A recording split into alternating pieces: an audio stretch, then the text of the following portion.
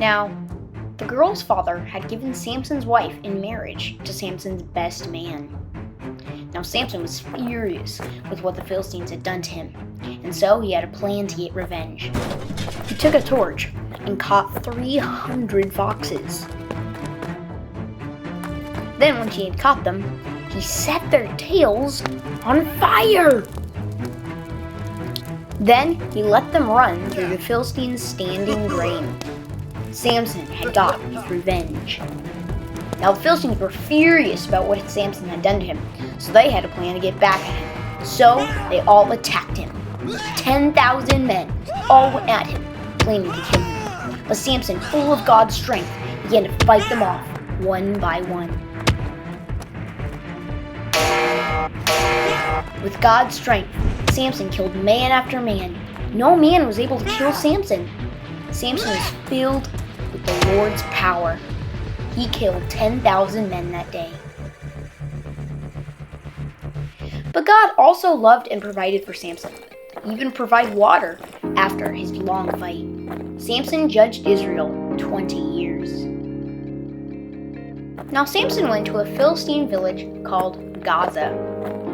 Now, he went into the city of Gaza, and the gate slowly shut behind him. When Samson went into a house, the Philistine guards locked the door, so Samson could not get out.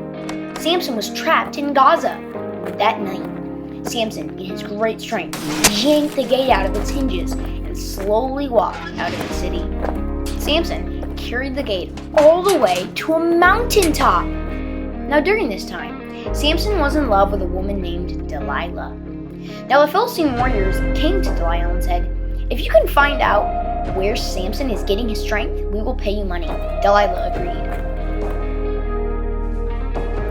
So when Delilah asked him, he said, "If you bind me with 7 dry ropes, I will become weak." And so Delilah did so. She thought Samson would be caught. When the Philistines came, he quickly broke the ropes and beat off the Philistines that tried to arrest him. Next, he told Delilah to bind him with a new rope. When Delilah did so, he just quickly broke the rope and beat off the Philistine that came to arrest him. Next, he told Delilah to weave his hair in a loom, and then he would become weak. Delilah did as he instructed, but as usual, he quickly yanked his hair out of the loom and beat off the Philistine that came. Finally, Delilah said, "Why have you deceived me? Tell me the truth." So Samson said, "Fine, if you cut my hair, I will become weak." Samson had told the truth. So when Samson was sleeping, she ordered a man to cut his hair. And so when a man came to arrest Samson, Samson was quickly arrested.